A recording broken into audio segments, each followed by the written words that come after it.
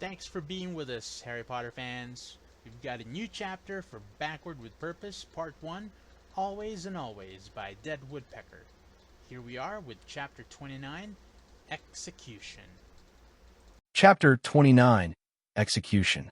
Chapter text: Harry Potter infiltrates the Ministry of Magic by Aggie Lafferty.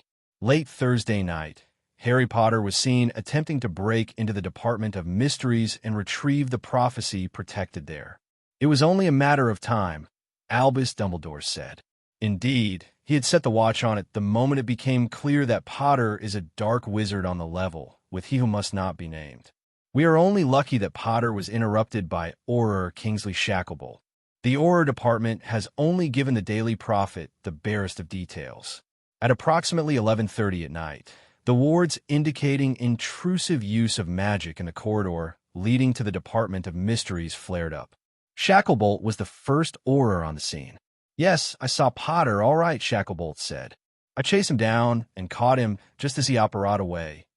Yes, he knows how to apparate, and I almost contained him before he shook me off and left." We at the Daily Prophet would like to commend Shacklebolt's bravery in following Potter alone. There was only one injury.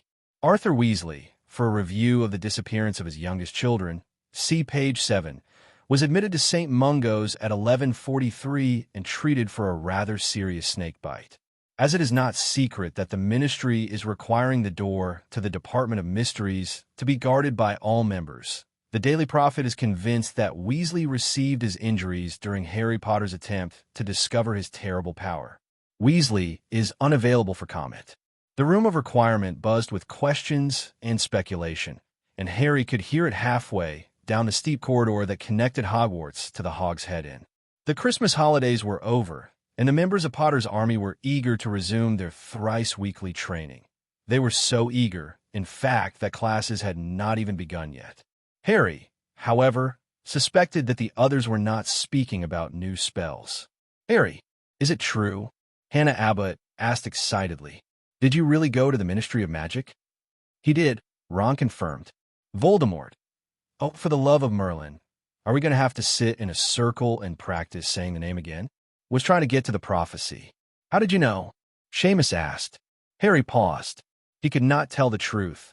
That would only lead to uncomfortable questions. Harry trusted all of them a great deal, and he knew that they would not betray him. But Harry knew that the truth could be more of a burden than anyone suspected. Likewise, he could not claim that he had a spy in Voldemort's camp. "We had someone watching," Harry finally said. "Yeah, me, because I'm a Horcrux and I can see inside Voldemort's mind." "Ron, Ginny, was it your dad?" Lavender Brown asked. "Is he really working with you, and just pretending that he's not?" Harry clenched his jaw. "No, the Weasleys are most certainly not working with us." Rage curdled in his stomach. Mrs. Weasley had not even bothered sending Christmas sweaters to Ron and Ginny. She'd apparently written them off, like they weren't even her children anymore. It filled him with a fury so intense that it frightened him a little.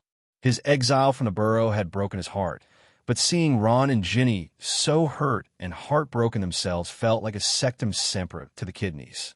"Oh, sorry," Lavender said in a small voice. "Just don't mention them again in front of him." Ron jerked his thumb at Harry. "That would probably be wise," Dumbledore agreed. "Let's get to work," Harry said shortly. "Get into pairs, everyone. We aren't going to learn anything new tonight. Instead, we're going to duel each other with what we know. Last man, or woman, standing is the winner." He turned automatically to face Ginny, but his eyes caught on Dumbledore. He crooked his finger at Harry. "It is time," Dumbledore said, "for us to duel." "I won't stand a chance," Harry said immediately. Dumbledore cocked his head. "Certainly not with that attitude, Harry. You knew this day would come sooner or later. You knew that you would have to test your skills against me before you face Voldemort." Harry supposed that he had known that he would duel with Dumbledore. He'd watched him carefully during the times the headmaster was able to assist with training the students, and he'd listened attentively to what Dumbledore had to teach. He just thought that he'd have a while longer. Perhaps in a few years it would not be quite so humiliating. As it was now, Harry gave himself about 30 seconds. "Before we begin," Dumbledore said, "I would like for you to practice occlumency. Rid yourself of your anger toward the Weasleys. Anger only has a place in a duel between fools. Harry closed his eyes and determinedly trapped the swirling, giddy rage and pain that constituted his feelings for Ginny's and Ron's mother and father. He locked them away, for now, and gathered his thoughts, already desperately wondering how he would not make a complete arse of himself in front of pretty much everyone he loved. "All right," he said finally. He pretended not to notice that no one had moved. He'd much rather duel Dumbledore without an audience. And Dumbledore not only had age and immense skill, he had the Elder Wand. He stared at the wand in question and felt slightly ill. They bowed to each other, and something funny happened. Harry felt his eyes shift behind his glasses, and it was almost as though he was facing someone he did not know. He only vaguely realized that it was Albus Dumbledore he faced. Dumbledore threw the first spell, and Harry brought up a shield charm so quickly that the older wizard had to duck his own rebounding curse. Harry leaned to the right, pointed his wand, and jerked it upward, saying Levi Corpus inside his head. Dumbledore's foot caught, but there was a bang, and despite the fact that the spell had hit, he remained on his own 2 feet. Harry sent 2 more mild hexes at Dumbledore in quick succession, both of which the other wizard dodged. "Are you a schoolboy playing little tricks?" Moody roared. "Go after him, Potter!" Indignant, Harry raised his wand and sent 3 Rictum Semperas at Dumbledore, who easily countered them shield charms. Then, in one swift motion, he pointed his wand at the floor beneath Dumbledore's feet and turned it into quicksand. The next second, he sent a hex that caused a rapidly sinking wizard to double over coughing. Harry thought quickly. Dumbledore would surely counter this. How could he, Harry, disable him long enough to win the duel? Dumbledore's next hex hit Harry on the left arm, and he found himself spinning through the air in an out-of-control spiral. Harry whispered the cushioning charm, and as soon as he landed on his bum, he cast the spell that would turn Dumbledore to smoke. It only partially worked. Harry had hit Dumbledore in the left leg, and only that leg turned insubstantial. Harry dove under an arc of orange light and threw up a shield charm to protect himself from the other. He rolled to the side, aimed a blasting hex that would destroy the ground in front of Dumbledore and obscure his vision for a moment. He took that opportunity to leap to his feet. Harry sent 2 more mild hexes at Dumbledore in quick succession, both of which the other wizard dodged. "Are you a schoolboy playing little tricks?" Moody roared. "Go after him, Potter!" Indignant, Harry raised his wand and sent 3 Rictum Semperas at Dumbledore, who easily countered them shield charms. Then, in one swift motion, he pointed his wand at the floor beneath Dumbledore's feet and turned it into quicksand. The next second, he sent a hex that caused the rapidly sinking wizard to double over coughing. Harry thought quickly. Dumbledore would surely counter this. How could he, Harry, disable him long enough to win the duel? Dumbledore's next hex hit Harry on the left arm, and he found himself spinning through the air in an out-of-control spiral. Harry whispered the cushioning charm, and as soon as he landed on his bum, he cast the spell that would turn Dumbledore to smoke. It only partially worked. Harry had hit Dumbledore in the left leg, and only that leg turned insubstantial. Harry dove under an arc of orange light and threw up a shield charm to protect himself from the other.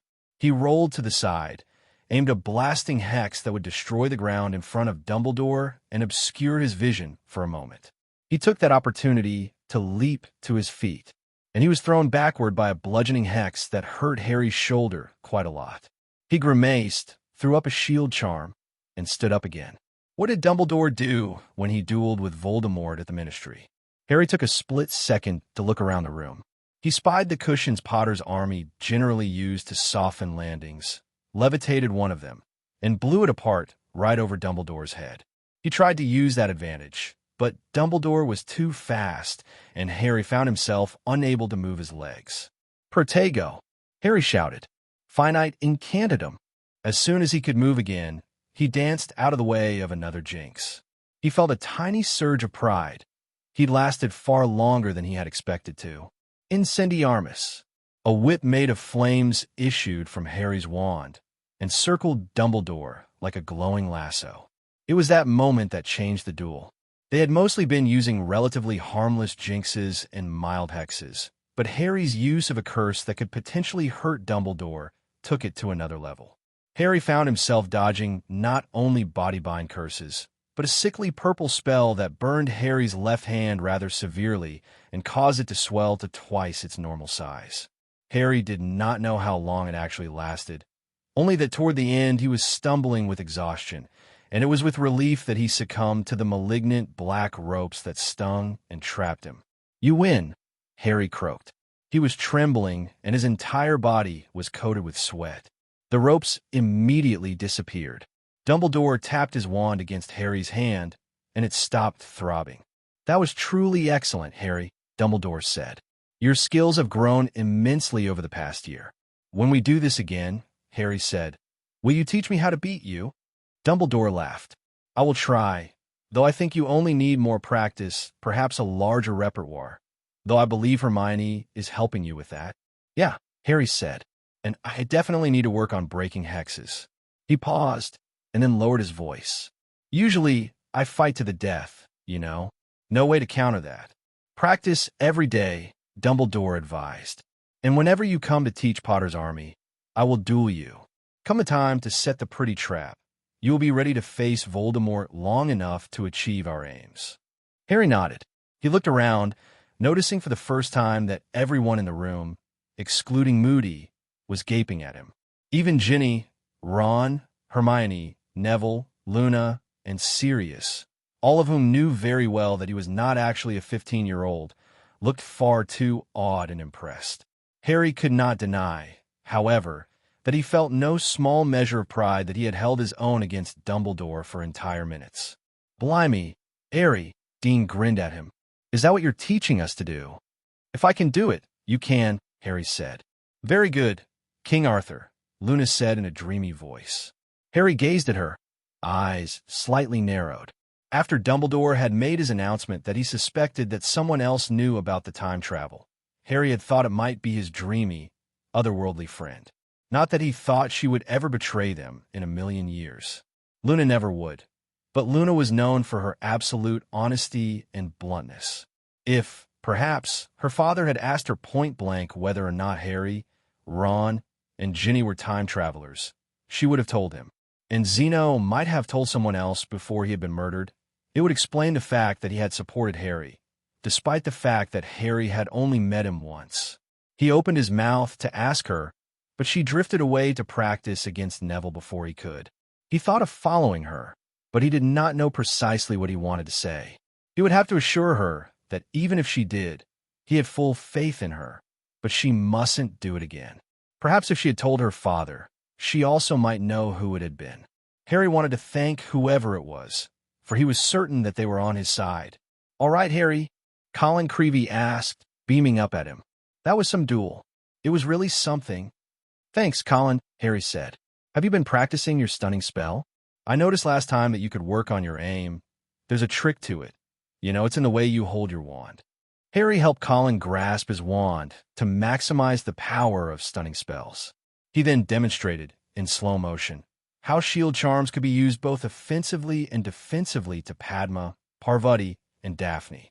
Hannah and Ernie called him over to have him explain how Sectum Sempra could be used to different effects. By the time the bell clanged, signaling that the students had to be in their common rooms in half an hour, Harry had decided that he would wait to talk to Luna. The students slowly began to drift away until only Neville was left. He shuffled his feet and stared around the room so much that Harry thought he might have something important to say. So Harry waited patiently. Ron was less patient. "Spit it out, Neville." Neville grimaced and lifted his chin. "I need more essence of Murtlap," he said. Harry scowled. "And if you could ask Snape, I think I need an antidote to Truth Serum. She called me into her office over the holidays, and I think she tried to get me to talk. But I got real suspicious. She hates me. What was she doing offering me tea and biscuits? So I didn't drink it, but I don't think I can trick her any longer." Harry, Ron, and Ginny exchanged looks of deep loathing that they reserved solely for Voldemort, Bellatrix Lestrange, Peter Pettigrew, and Umbridge. "I'll tell Snape you need it," Harry assured him. "He's supposed to stop by tonight. You got potions tomorrow, right? He'll get it to you then." "Neville, I'm so—" "Don't be sorry," Neville said firmly. "Just don't be surprised if I eventually kill her." Harry raised his brows, though he ought to not be surprised that his friend had been shaken badly enough by the death of his grandmother that it had brought out a vicious side in him. Merlin knew that the same had happened to Harry. He felt a small pang of wistfulness for the fact that remaining innocent was no longer an option. "I won't be," Ron assured him. "Just don't be surprised if we help you do it." Harry knew well enough that the moment Voldemort found out that his mind was connected to Harry's, there would be pain and nausea. Therefore, the night that 13 Death Eaters were to escape from Azkaban prison, Harry sat in a bathroom to avoid projectile vomiting on anything or anyone that would not be easy to clean. Ginny sat with him in silence, offering the comfort of her presence. Dumbledore and the others kept vigil in the other room. Snape was the only one not there, as he would be participating in the breakout. However, that was only to be expected. "What time is it?" Harry asked Ginny. 10 past 11, she answered promptly. "Less than an hour." "How'd your conversation with Luna go?" Harry asked casually. "Not this again, Harry." Ginny rolled her eyes. "Luna didn't tell anyone. She swore she wouldn't." "Why can't you just trust her? Who else would have told?" Harry asked. "I'm not angry with Luna. Whoever she told. If she told, that is, helped me. I'm well aware that Kingsley would have stunned me, and I'd be dead by now if it weren't for that shield charm." "How many times have we gone through this?" Ginny asked with exaggerated patience. "It's March, Harry. That happened in December, and we've exhausted all venues. And we only know 2 things for sure, same as we did the night you came back from the Ministry. The person helped you, and he or she knows about the time travel. But who? I don't know," Ginny said. "But everyone swore that they wouldn't tell anyone, and I believe them. Luna swore, too." "Maybe it happened accidentally," Harry said. "Maybe she just let something slip. You know how she is. You think she'd betray us without even realizing it?" Ginny asked incredulously. "No," Harry replied. "No, I don't know. She was so young when she found out. It was so long ago." Ginny smacked him upside the head. He winced and rubbed at it. "Ouch," he glared. "I don't see why you're so irritated that I think it's a possibility that Luna lets something slip. She might have said something to her father. He might have told one of his friends. I don't know, Ginny. She just seems the most likely person to have done it." "I think it's far likelier that someone guessed," Ginny said. "Sometimes I think Ron's right, and it might be Percy." Harry shrugged. "It's possible, I suppose."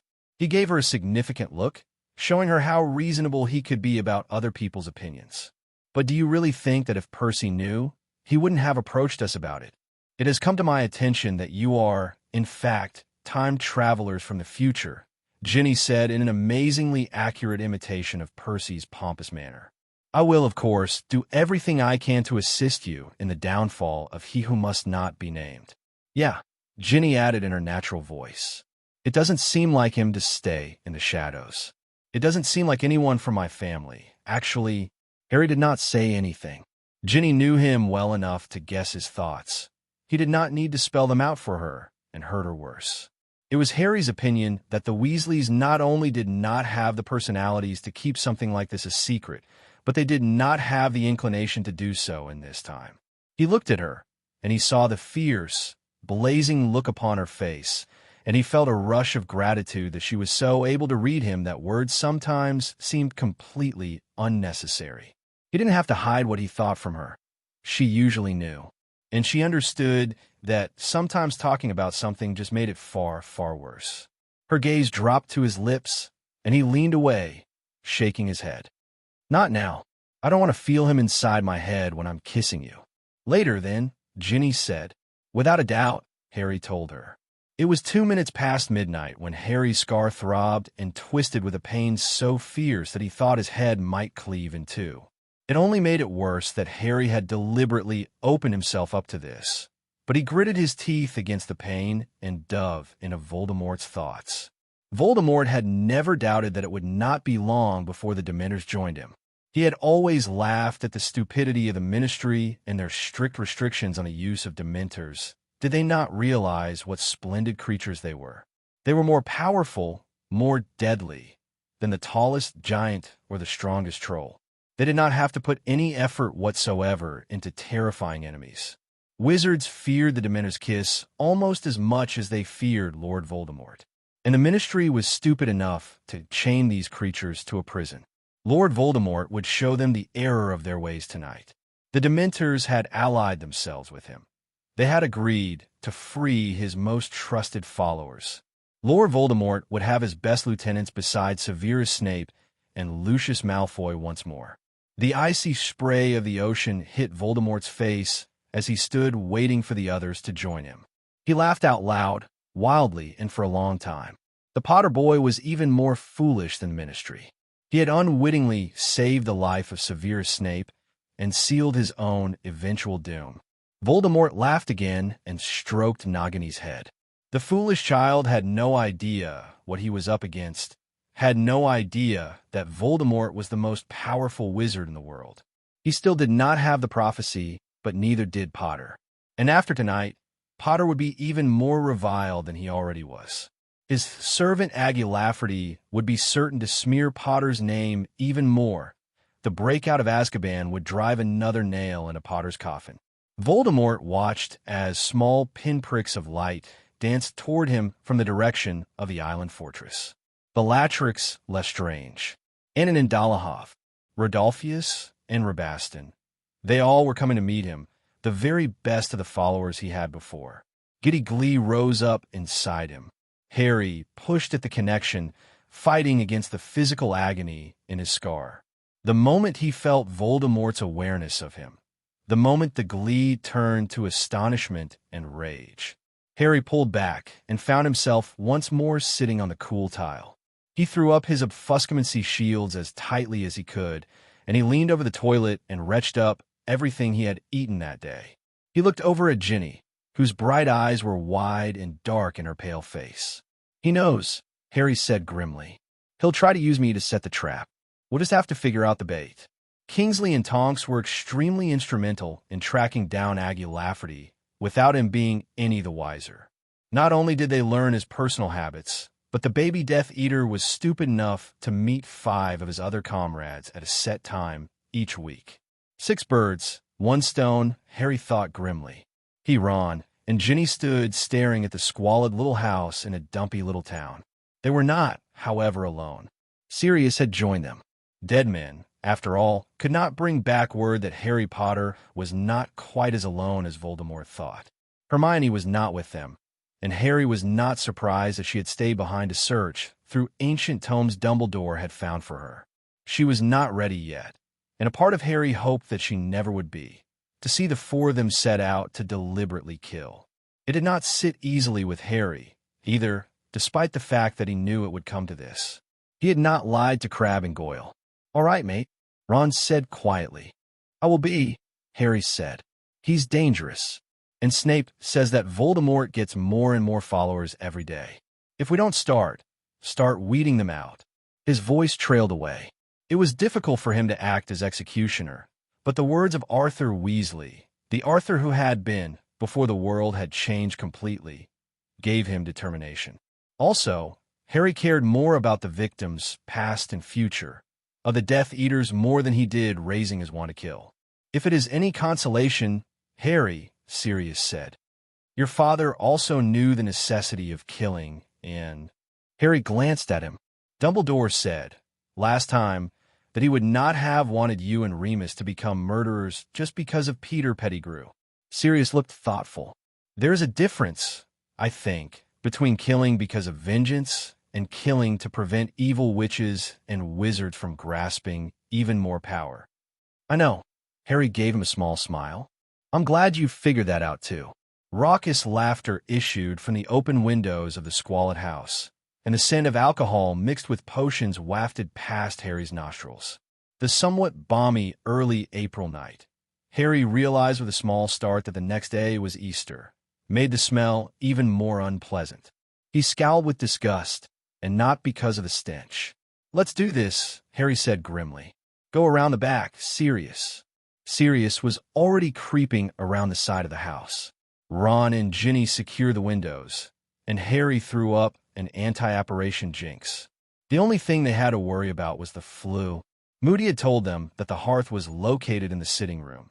If the Death Eaters were quick enough, one or more could escape before Harry could destroy the Floo powder, which was why he did not blast open the door. Instead, he opened it quietly and placed a silence shield around him, Ginny and Ron. Harry grimaced as they passed silently through the hall. The Death Eater journalist lived like a pig. The house had a stench of spoiled food and unwashed body. They navigated around stacks of newspapers and piles of trash. Moments after they entered, they reached the door of the sitting room. Aggie Lafferty, short and balding, roared with laughter at something Jack Butler, a Death Eater who specialized in the more delicate poisons, had just said. Simon Mountney leaned casually against the mantel, smirking. Harry thought it was a nice irony that this particular Death Eater, who had stopped the escape of a Muggle-born witch and her family because of his placement in the Department of Magical Transportation, would likely be severely injured when Harry blasted the can of Floo powder apart. Two others, Ren Sterling and Ursa Calden, spoke in low voices in the corner, smoking pipes. The last, and Harry could only remember his last name, Tapler, was the first to realize that they were no longer alone. He looked up, gaped, and started to stutter a warning when Harry raised his wand, whispered a spell, and the can of Floo powder exploded. Simon Mountney screamed and went down. His face was bloody and dotted with shards of metal. Ren Sterling was slashed from throat to sternum by Ron before the others even drew their wands. As Harry had expected, two of them attempted to escape, but Sirius disemboweled one, and Ginny struck the other in the back with a bludgeoning hex. Both fell to the floor and made no effort to stand, though Harry saw Ursa Calden twitch a little. Still, her back was bent at an impossible angle. Those jerky movements were her last. Sectum Sempra, Harry said, and Jack Butler toppled over, blood spraying from his throat. It had taken less than a minute. Harry, Ginny, Ron, and Sirius pointed their wands at Aggie Lafferty. The wizard had wet himself, and the stench of urine combined with the other unpleasant smells in the house. Harry waved his wand, and Lafferty was bound with black ropes to his chair. "You know," Harry said, "this entire year, I never even thought that you were a Death Eater. I should have guessed. You were always willing to give Lucius Malfoy an interview, weren't you? I thought you were just a fool, like almost everyone at the Ministry." Lafferty stammered. "You're not a Death Eater?" Sirius asked. He slashed the left arm of the wizard's robes, revealing the dark mark. "Unfortunately for you, this says otherwise." "He forced me," Lafferty said. His eyes were wide and panicked. "Sirius Black, you're supposed to be Potter's enemy." "Funny thing about that is," Sirius said, "my godson's allies are even better hidden than Voldemort's. You make yourselves easy marks when you torture people and murder them." "I never." "The Burrow family in Bath," Harry said. "You were there 2 weeks ago when a Muggle dwelling went up in flames. A mother, father, and 3 children burned to death. 3 days ago, you participated in the torture of Hollis Kepler of the Department of International Magical Cooperation." "You have no proof," Lafferty said. "When not the Ministry, scum." Ron curled his lip. "We don't need more evidence than our own eyes. Or Alastair Moody's eye, as the case may be." But there was a scuffle and a quiet sound, and Harry whirled around, already thinking the spell. But he was too late. There was a loud bang and a flash of green light aimed directly at Ginny. He moved, but he was not quick enough. But Sirius was. He tackled Ginny to the ground, and the killing curse struck the wall at the exact height of Ginny's head. Rage and fear thundered through Harry's veins, and he whipped back around and yelled Petri Ficus Totalis, and watched as Simon Mountney stiffened up. With slow, deliberate movements, Harry walked over to him and snapped his wand in two. Simon watched, helpless and unable to move. "I don't think we need to talk anymore," Harry said grimly. He helped Sirius and Ginny to their feet. He trembled. If Sirius had waited even one more moment. "Let's go." "But aren't we?" "We're going to burn the house down," Harry said. He did not feel the need to mention that Lafferty and Mountney would still be alive when they did so. He was barely aware of the fact that he left the sitting room, left the house, and walked out to the street. They lined up on the sidewalk. Harry pointed his wand and whispered, "Incendio?" Ginny, Ron, and Sirius echoed him. Harry watched the blaze light up the night sky. He took deep, shuddering breaths. Ginny gripped his arm tightly. He looked down at her and saw that she was pale and trembling just as much as he was. "Sirius," Harry said fervently. "Thank you." "Anytime, Harry," Sirius said quietly. Hermione was waiting outside on the porch for them in Godric's Hollow. She let out a wordless cry of relief and threw herself in Ron's arms. Ron hugged her back tightly, and they swayed a little. Harry took the opportunity to crush Ginny to him. He did not trust himself to speak to her just yet. He was afraid that when he opened his mouth, he would try to forbid her from ever placing herself into danger again. That would not go over well. "Well," Sirius said, "I think we could all use a good drink. What say we head to Grimmauld Place? We'll make Creatures weak by allowing him to wait on us hand and foot." "That's true," Hermione said. Harry exchanged a weak grin with Ron. Hermione had learned throughout the last months that Creature was not in any way, shape, or form slave. Harry often thought that the house elf had a subtle way of manipulating all of them to get his way, which generally meant that they spent more time at Grimmauld Place. Then again, sometimes Creature was not so subtle about it. He'd moved their supply of liquor to the basement kitchen of the Black family home, and had charmed it so it changed to water when they tried to bring it over to Godric's Hollow. Harry eyed Ginny. She had color back in her cheeks, and her jaw was set so tightly that Harry knew that if he asked her if she was sure she was up to it, he would sleep alone for a week. Possibly two. He sighed, and he saw her lips twitch. Creature, Harry thought, is not the only one who knows how to manipulate people. Masters, mistresses, Creature greeted them. Master Neville, Master Severus, and Mistress Luna are already here. What? Harry gaped. Snape, Neville, and Luna are here? Where are they? Creature brought them food in the blue room, Creature said. Harry, Ron, Hermione, and Ginny were already thundering up the stairs. Harry hoped that this was not bad news in any way. What if Umbridge had somehow found out something? What if Neville and Luna were on the run? Things would get complicated. Hi, Guinevere. Hi, Lancelot. Hi, Arthur, Luna said brightly.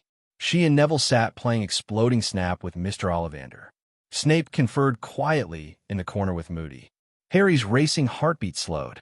Nothing appeared to be too terribly wrong. Hi, everyone, Harry said. Neville, Luna, what are you doing here? Professor Snape brought us, Neville said. How did the evening go? Are the Death Eaters dead? Luna asked. Dead as dead can get, Ron confirmed. All 6 of them. What about Umbridge? Ginny asked. She directed this question to Snape. Doesn't she have ways of knowing when students are out of bed after curfew? Yes, Snape said curtly, but those ways require her to be awake. I gave her a very powerful sleeping draft, but not the draft of living death, Neville muttered. Perhaps someday, Longbottom, Snape said. That's great, Ron said enthusiastically. Harry wondered why Snape had done this. He eyed the other man. Snape's face was completely blank, but Harry suspected that Snape had known that Harry and the others would need company. Remus was in Bulgaria, taking steps to protect the secret of the Elder Wand.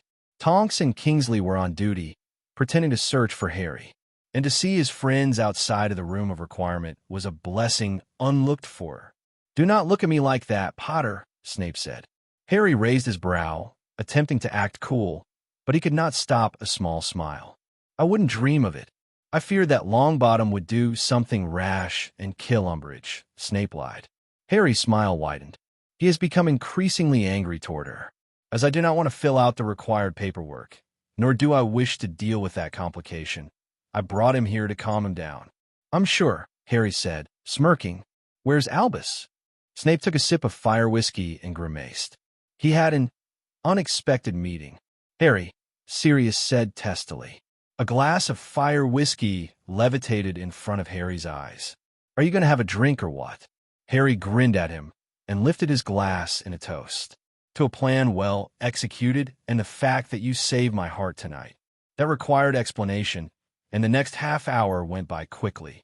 Sirius told it and acted out a few scenes, with such dramatic flair that Hermione screamed and Neville squeaked when he told how the killing curse had missed Ginny by an inch.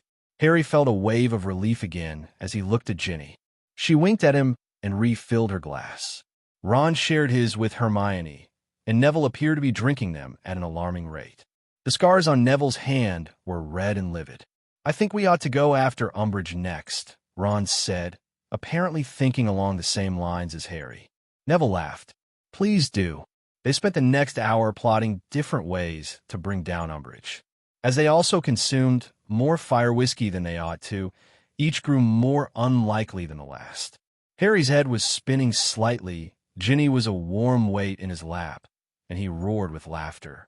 "No, no, no," Neville shouted. His face was flushed with drink, and he downed 2 inches of fire whiskey in one gulp. "That would never work, Hermione.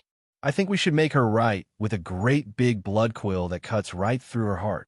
"Even blood quills are fallible, Longbottom," Snape said coldly. "Have you not learned anything at all in the 5 years of your magical education? Umbridge has no heart. Even if the quill were the size of Hagrid, it would still be impossible. We could just use a big knife," Sirius pointed out, "and cut out her lungs." "You are as foolish as always, Black," Snape said. "If she is one of the undead, as I highly suspect she is, then she does not have to breathe. We will have to decapitate her." "Oh!" Ron shouted. Hermione jumped. "I've got it! I've got it!" "What is it, Lancelot?" Luna asked, but Ron was laughing too hard to make any sense. "Wedgibber Lurven's Center Voldemort." "What?" Harry said blankly. "English, Ron," Hermione said patiently. "Let's give her a love potion and send her to Voldemort," Ron said ecstatically. Nothing could possibly go wrong with that plan. Either Voldemort would fuck her, and I doubt she'd survive that, or he'd kill her, or Bellatrix would do it for him. "Ron!" Ginny shouted, while Harry roared with laughter. Neville actually sank down onto the floor. He was laughing so hard. Sirius pounded the arm of his chair with his fist, and Harry thought he even might have heard a chuckle from Snape. "That is disgusting." "It fits," Ron insisted. "It's perfect."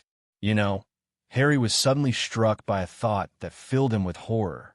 "I reckon I'm glad Voldemort is a cold son of a bitch. What if I felt him having sex with some witch?" Ron sprayed out his fire whiskey. "No wonder why Voldemort's so cranky. He's a virgin." Harry's belly actually hurt from laughing so hard. The room rang with it. It was so loud, in fact, that it took him a while to realize that they had company. He heard a gasp.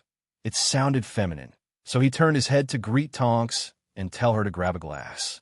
And his heart nearly failed. Mrs. Weasley stood in the doorway with her hands over her mouth and her eyes wide and darting from Ron to Ginny and then to Harry. Mr. Weasley stood behind her, speechless and confused. Bill and Charlie were staring at each other. Fleur Delacour's mouth was open in a perfect O shape. Percy's mouth was slightly parted. He did not look as surprised as the rest of his family. Even the twins were there, both looking as though they'd been hit in the head with a very large stick. Albus Dumbledore stood behind them. He met Harry's eyes steadily. "They've chosen Harry," he said simply.